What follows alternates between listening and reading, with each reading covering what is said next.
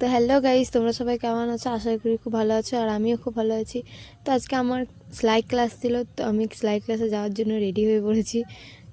বেশি বড় ভিডিও দিতে পারিনি, ছোট ভিডিওই দিচ্ছি।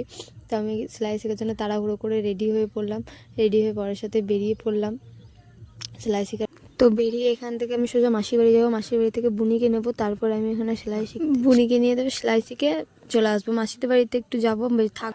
তো দেখো, তোমাদের সাথে কথা বলতে বলতে আমি মাসির বাড়িতে পৌঁছে গেলাম। মাসি এখানে বুনিকে নিয়ে আমি আবার চলে গেলাম ওইখানে। তো এসে দেখছি দোকান বন্ধ। তাহলে কি করা যায় বল, দোকান বন্ধ। কতক্ষণ দাঁড়িয়ে রইলাম, বসে রইলাম, কী করবো? বরের সাথে বসে বসে গল্প করছিলাম। ওইদিকে বুনিরা বসে আছে, ওই দিদিটাও এসছে, ওই দিদিটাও আমাদের সাথে ক্লাস করে। তো ওই দিদি দেখছি এসে বন্ধ। তো সেলাই শেখার পর আমরা আবার তো সেলাই শিখে আমরা আবার বেরিয়ে গেলাম। এখানে এই দিক দিয়ে মাসির বাড়ি যাব। মাসির বাড়ি থেকে খানিকক্ষণ বসে তারপরে আমরা বাড়ি যাব। তো দেখো, মাসির বাড়িতে আমরা চলেও এলাম। তারপরে মাসির বাড়িতে এসে বুনি আমাদেরকে চা দিল। চাটা খেয়ে তারপর আমরা যাব। তো এদিকে আমি আমার বরকে বলছি আমি শুধু চাও খাবো না, আমাকে যাওয়ার সময় কিছু খাওয়াতে হবে। তো যেই বলা সেই কাজ, চলে এসেছি মোমোর দোকানে আমি মোমো খেতে। তো দেখো, প্লেটে করে মোমো দিয়ে দিয়েছি। এক প্লেটই নিয়েছি, যেহেতু আমি খেতে পারি না। তো আমি বরকে বললাম এক প্লেটই নাও, আমি একটু খাবো, খাওয়ার পর মায়ের মন্দিরে একটু প্রণাম করে বেরিয়ে গেলাম। আরেকটা দোকানে চলে এলাম, এখানে একটু চিকেন পকোড়া খাবো। যেহেতু মোমো খেয়েছি, তো আমি বরকে বললাম তুমি প্যাক করে নাও, এখানে খেতে পারবো না, বাড়িতে যেয়ে খাবো।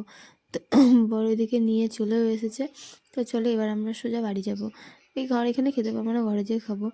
তো দেখো, বাড়িতে আমরা চলে এলাম। বাড়ি এসে শুধু অবস্থাটা দেখো, বাড়ির অবস্থাটা, ছিলাম না যেহেতু, সেহেতু এই অবস্থা। আর কোথাও গেলে বাড়ি এসে পরিষ্কার করতে এতটা বিরক্তি লাগে যে একদম ভালো লাগে না, কিন্তু কি করব, করতে হবে।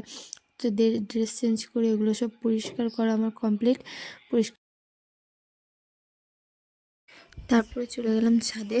যেহেতু যেগুলো তোমরা তো দেখলেই প্যাক করে নিয়েছি, খেতে পারিনি। তো বর ঘরে নিয়ে এসে ছাদে নিয়ে চলে এসেছে, বাড়িতে বসে বসে খেলাম না যেহেতু।